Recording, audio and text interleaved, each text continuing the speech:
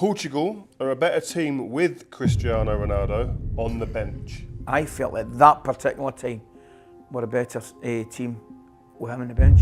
Euro 2024, a star-filled Portugal squad walks into a quarter-final against France. 90 minutes, nothing. Extra time, nothing. It comes down to penalties and Portugal lose the shootout 5-3. France are into the semi-finals of Euro 2024.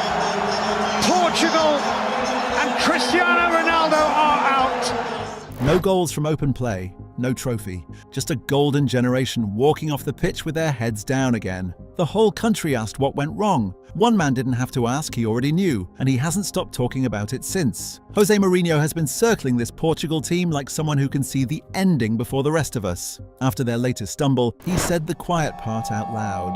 Take Cristiano Ronaldo out of the picture and Portugal look like any run-of-the-mill team. People keep asking us not to call him up. Well, he didn't play today and you saw the result. No threat, no fear from the opposition. Here's the strange part.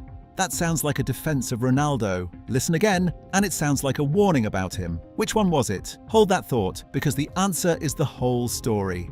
Everybody says, and I say the same, he's not 25 anymore, he's 35.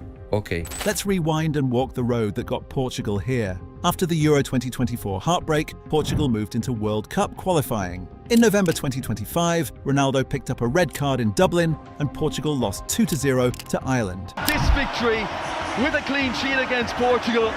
The group started with Adamidas rescuing a point against Hungary. He sat out the next match. Without him, Portugal went and won 9-1 against Armenia. João Neves scored a hat-trick. Bruno Fernandes scored a hat-trick. The team looked free, fast, fearless. Then came March 2026. The World Cup is months away. Portugal travels to the reopened Estadio Azteca to face co-hosts Mexico, and Ronaldo stays home with a hamstring injury.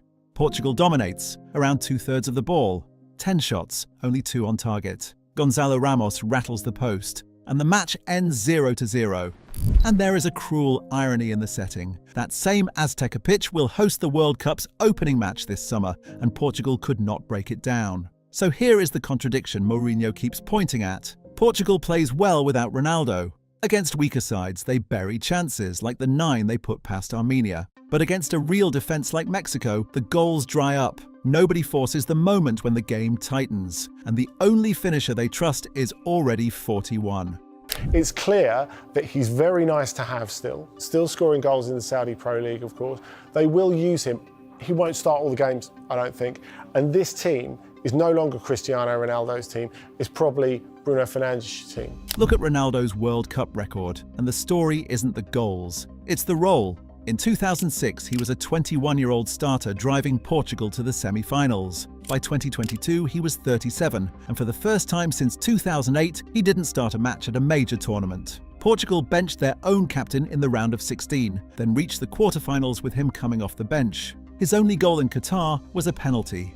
The explosive runs come less often. The press that once made him a weapon now costs the team a man. He drops deeper, the tempo slows to his pace, and the transitions that used to fly now stall. The body is honest, and the whole side has to bend its shape to carry him. And then there's the stat nobody in Portugal wants printed on a screen.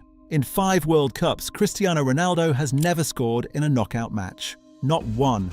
Every single World Cup goal he owns came in the group stage. The biggest player of his generation, on the biggest stage, has gone quiet at the exact moment the tournament gets real. And yet here is the other half of him.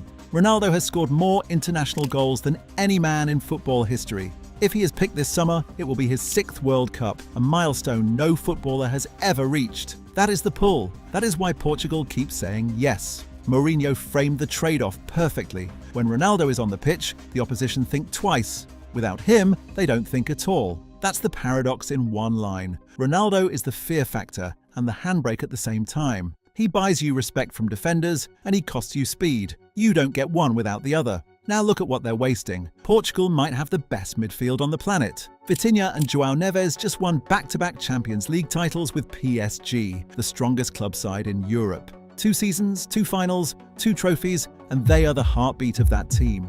The first of those finals was a 5-0 demolition of Inter, the heaviest win a Champions League final has ever seen. This is the level they bring to Portugal. Now put them next to Bruno Fernandes, who has been in the form of his life, and you have a midfield that controls games before they even kick off. We have seen this movie before. Spain won the 2010 World Cup built on a Barcelona spine. Players who knew each other's movement in their sleep. Xavi, Iniesta and Busquets, all from the same Barcelona side, were that team's beating heart. Same nation, same club, same chemistry carried onto the international stage. Portugal now carry a PSG spine into 2026. Vitinha sets the tempo and covers every blade of grass. Neves wins everything on the floor and recovers the ball before danger even forms. Bruno supplies the creativity and the final pass. On paper, it is frightening. So why isn't this a machine? Why did all that control end 0-0 in Mexico? Here's the whole. Portugal don't have an out-and-out striker. They have a world-class midfield feeding nobody. The one natural number 9 is Gonzalo Ramos, and even he isn't a guarantee. At PSG, he started fewer than 10 league games this season, buried behind Europe's deepest attack with a modest goal return. A useful squad striker, not a guaranteed starter for a team chasing a World Cup. When Portugal needed a killer in the box against Mexico, Ramos found the post, and the chance was gone. That's the whole tragedy in one image. The best passers in the world, threading balls into a penalty area with no one waiting to punish the defence. Supply without a finish. And that, more than anything, is why Portugal keep reaching back for a 41-year-old. Don't mistake any of this for a weak team. This is one of the deepest squads heading to the World Cup. A solid, experienced defence. A midfield trio that runs the show. Wingers and fullbacks who can deliver all day. From Pedro Neto to Francisco Conceição, to the overlapping runs of Nuno Mendes down the left. Getting the ball into the box will never be the problem for this side. Roberto Martinez has been handed almost everything a coach could dream of. Almost. Because the one thing missing is the one thing that wins World Cups. A finisher. And that brings us right back to Mourinho's warning, which was never really an insult, it was a question. With a group this strong, the pressure on Martinez is brutal and simple. A team this good is supposed to go deep, maybe all the way, and anything short will look like waste. So, the dilemma lands in your lap. Do you start a 41-year-old in every match, accept the slower tempo, and take the fear he still buys you at the front? Or do you build around the engine, trust the midfield to create, and gamble that anyone learns to finish before it is too late? Do you build a nation's last great shot around one man, or around the 11? That was the warning. Not that Ronaldo is finished, not that Portugal are ordinary. It was sharper than both. The best midfield on earth, no one to finish, and a 41-year-old papering over the gap. A team good enough to win it all, built in a way that could quietly stop them. Mourinho saw the crack first. The question is whether Martinez fixes it in time. So what would you do? Ronaldo every minute or hand the team to the future? Tell me in the comments. Because Portugal has to answer this question very soon, and the clock is already running.